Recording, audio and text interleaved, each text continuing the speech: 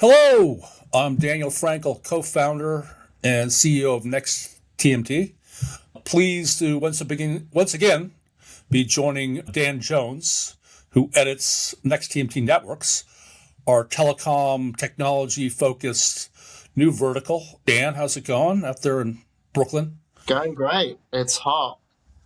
How hot is it? It's I think it's mid 80s right now. It's not incredibly blasting hot, but I'm excited. My 23-year-old son is taking his first solo trip to the city today. Him and his girlfriend lives in Berkeley right now, but he's making his first. And for a Los Angelino West Coaster, that's a real kind of epiphany and eye opener. They haven't experienced. I mean, it's a real city. It's like it breathes. It does. Yeah. Cool. Anyway, enough blowing smoke up the Big Apple.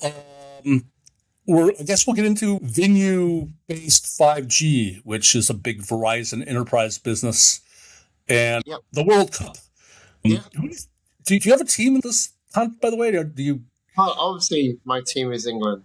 Right. As far as anything goes, but we shall see wherever they actually make a showing. I watched them against Croatia.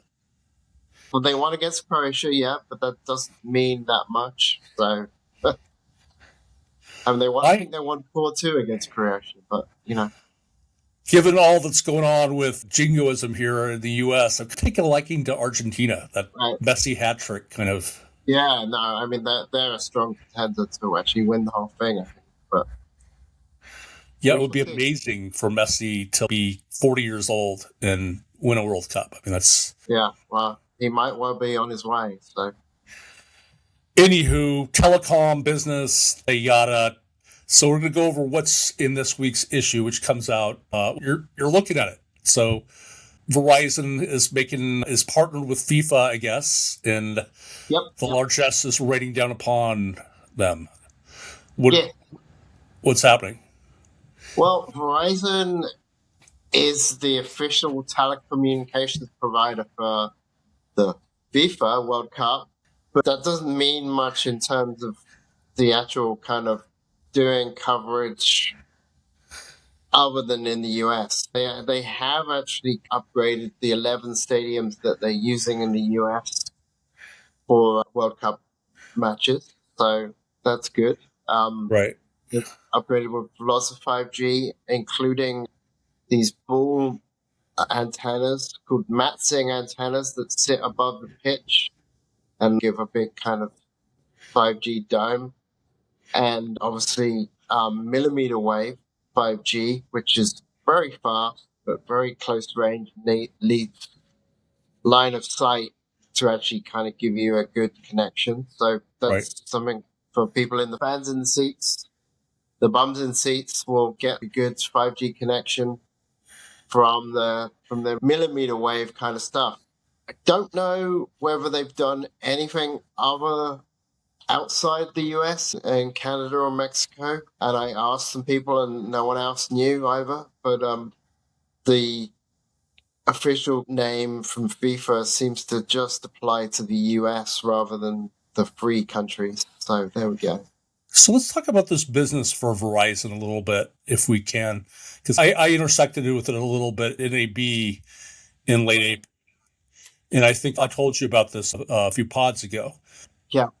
I forget who I met with. You would recognize him. Basically, it was a reality show production for Fox. It's one of those wilderness survival shows, and they outfitted it kind of like Hunger Games, because you need to monitor these contestants' health and safety and well-being to avoid the lawsuits, not that you care about them. So obviously, Verizon's invested a lot in the enterprise technology. Are they kind of in the U.S. alone on that? I mean, does T-Mobile or AT&T do this? Well, AT&T actually has a stadium named after them in Texas, but and T-Mobile has actually been investing, particularly in the baseball kind of arena recently. I think they've done around 40 or 50 stadiums. Don't quote me on that because I don't quite remember what number it is. But they've done a first strike kind of situation where they can send data to the players around first strikes And that was, I think they did that earlier this year. Now, outside of being able to festoon their name all over World Cup broadcasts, etc., does Verizon get money out of this? I mean, are they going to make money on an ambitious effort to upgrade all these facilities? Well, they're going to make money on Verizon customers that are connected to that network. They'll be able to bill them. But yeah, I mean, it is a prestigious event, so I don't see why any large company wouldn't want to be involved in it. Yeah, so I was just wondering how it works. So FIFA's not paying them. You pay FIFA, you don't get paid. But... Yeah, FIFA doesn't pay you. Don't worry about it. Right. So maybe we could talk about the general benefit for the event FIFA. I guess a lot of content gets created by consumers socially, gets sent out, and perpetuates the popularity of the games and the sponsors, etc. What's the underlying benefit from having 100,000 people have connectivity while they're watching a game? Well, I mean, there's several, in fact. I mean, just in terms of, for the fans, they can send videos and photos, and particularly videos, out while they're watching the game. And you couldn't necessarily guarantee that would happen before, because being a crowded stadium, there's only so much spectrum that can cover that area. Sure. So, you know, you have to stuff the stadium with antennas, and basically the fans will entirely benefit from this. Verizon will get some kind of benefit from it in terms of name recognition at the very least. And clearly FIFA will benefit because FIFA always benefits. But FIFA always wins. So yeah, it's a matter of density, I guess, creating a really robust network, and maybe talk about, I mean, I guess it wasn't possible before 5G to create this critical mass of spectrum. I mean, like, you could have done it with 4G, but like literally 4G wouldn't have delivered video at the kind of speed that 5G is now. I mean, literally take the video, upload it, and it'll be up on the web. TikTok will be up on TikTok within 2 minutes, kind of thing. I grew up in that generation too. I still call it the web. I'll go to my grave calling it the web. I don't give. So what else? Was there anything technologically ambitious about this, or was it just the amount of antennas, amount of stuff that got stuffed into these stadiums? Oh, they did a lot of work. I mean, like, they basically, for the stadium I visited, they basically drilled through some of the seating just to mount the antennas. So, I mean, it's clearly been a challenging procedure to actually put all this stuff in. I mean, I wouldn't say it was technologically incredible, but a lot of work and a lot of network within a network they had to build. How many antennas are we talking about? Do you have an estimate? I think I don't have an estimate for the amount they put in around the 11 stadiums, but I think they put in, it was over 2,000 in the MetLife Stadium, the Giant Stadium, whatever we're calling it now, the New York, New Jersey Stadium. Yeah. So you want to talk about what happened to Belgium yesterday, or should we just leave that for the... Oh, yeah, no, I think we best leave that. Okay. And you also wrote about Ericsson. What's going on there? That's basically, Ericsson is trying to make sure that they get a slice of the private network pie. They're about the third rated supplier, but it's a distant third to Huawei, who are mostly supplying people in China, or supplying companies in China, and then Nokia, which is the leading Western supplier. But Ericsson is snapping at their heels because they want to get in on the private 5G game. And Nokia did something late November last year, to actually help them with that, because they are going to sell their campus enterprise business, which basically does all of the smaller, about $1 million contracts for private 5G and private 4G. And they want to focus on the larger railway and utility contracts, which they're calling mission critical contracts. Right.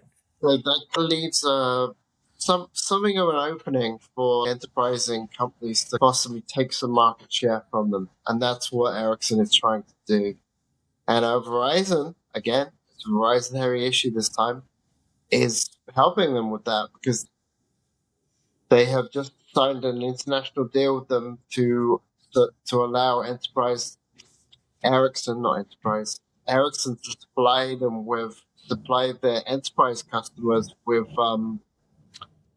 private 5G networking gear in kind of international things. Verizon already has deals with places like Thames Freeport and the Southampton port in the UK. Right. So they are probably the largest US operator that's dealing with private networking outside the US. Yeah, it's sort of, I can sort of see why they would want this Verizon to showcase what they can do with the World Cup. If this is right. a really big global business for Verizon. Maybe I can ask you, expanding the scope to Europe and beyond, in terms of telecom operators who are big in that space, who are they besides Verizon at this point? Well, this is an interesting thing, because basically Verizon is not that big compared to operators like Vodafone, who handles a lot of private networking in Europe and Asia and places like that. So, I mean, although I said they were the biggest US operator that's operating a lot of operating. That's understood. Outside the US, they're still not a large player compared to Vodafone or some of the large systems integrators like Bolden. Obviously, the global consumer wireless business is probably lower margin, really competitive. Right. You want to play here because it's just more profitable? Is that kind of the upshot? Profit. Yeah, more profit. Probably easier to actually handle as well, because you're basically kind of installing one vendor's radio and core equipment, most likely, and you're not having to deal with any kind of consumer kind of complaints about anything. Right. You may have to deal with enterprise complaints, but it should be simpler, I would think, but obviously not always. So you described kind of a really kind of limited competitive sphere. You got Huawei, which has been kind of, due to geopolitical forces, confined to China, but has... Well, I mean, it's not just confined to China. It's a lot of Africa and other parts of Asia as well. So, just basically India is just, and not just, but they basically said that they're not allowed, that Huawei's not allowed in their network systems anymore. But it takes a long time to get the Huawei out of the network systems. I mean, Germany is still struggling with that, I think. So, or at least they still were. This is kind of a departure from what I just asked, but what do you think of the general Western security outlook on Huawei? Has it been overstated? Is it a real threat from Chinese manufactured telecom gear giving access to the Chinese government? I think it's probably overstated, because particularly from the American stuff, because the kind of operators that were buying Huawei were Sprint bought some when Sprint still existed. Right. But they're mostly regional operators. I mean, a lot of politicians were talking about backdoors for the CCP into networks, but it was like a network in Podunk somewhere. So I don't see why they necessarily want that even, but there we go. So kind of getting back to the line of dialogue a few minutes ago, it seems like there are, in terms of major vendors for this enterprise space, there's not a lot of them. There's Nokia.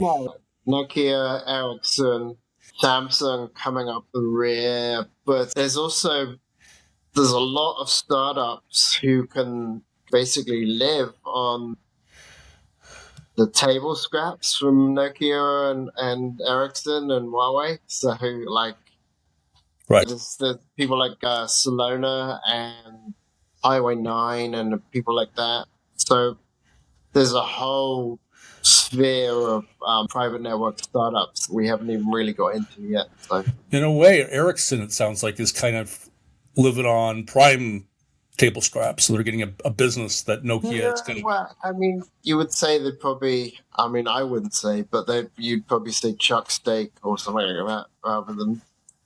Right. Since, Professor, we're on this roll, I'm going to ask you about something I read in the Telecom trades last week about Mavenir. Their CEO said he advised telecoms, invest in your own AI infrastructure. There's a lot of talk about as AI moves from flat rate to tokens and pay by the computer. Yeah. Costs are getting, you're looking at an outlook that who knows where it's going to be in 5 years. Yeah. And you can pay for tokens with your own compute and own your own technology. Yeah. What do you think of that? Well, I mean, I think that's probably going to be an aspect of telecom for the next 5-10 years. But I mean, whether Mavenir will have a play in it, I don't know. I mean, they seem to be moving away from their Open RAN roots towards this kind of agentic AI tokens basis. But I mean, so they've been wrong before. Whether that will succeed or not for them, I don't know. Right. I just wonder how you feel about it as a general strategy. I just thought the quote was interesting. You can go down to the NVIDIA store, buy your own chips, and set it up yourself, build your own stack. Anyway. Well, yeah, if you're a millionaire, you can. Like those GPUs don't grow on trees. Right. But yeah, I mean, what was it? There was a story about the guy who developed OpenClaw. He's now working for OpenAI. Right. And his team, I guess, over the course of a month, ran up a $1.3 million token bill. Yeah.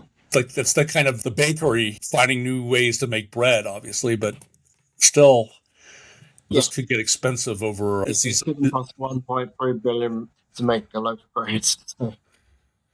And these frontier models, there's a lot of volatility. Mythos just got pulled off by the government. So anyway, just thought I'd ask. You can read about all of it in Next TMT Networks on Tuesday morning. It comes out at 10 a.m. Eastern Time. The result of Mr. Jones' toil. I'll wrap things up. Dan, anything to add before we check out? Oh, it's probably coming home. That's what I'll say. I don't know what that means. Cup. Oh, okay. England. To England. Yeah. I doubt it, but All right, listen up. So there we go. I was at a streaming conference in Denver last week, and I forgot who it was who scored your fourth goal and put its server insurance goal at the 85-minute mark. It kind of wraps up the game, and we're in one bar, and it's at this hotel called the Gaylord, big sprawling place in the centrally located kind of den area, has multiple bars and sort of encircling it. Yep. And the bar down the hallway called Mountain Pass, it took like a full 10 seconds. And then you hear all these English accents. Yeah! Right. Latency!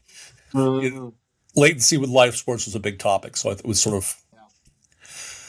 Anyway, I was winding down, and I'm going to do that. I'm Daniel Frankel on behalf of Dan Jones. Thank you for joining Next TMT Talks and Next TMT Networks.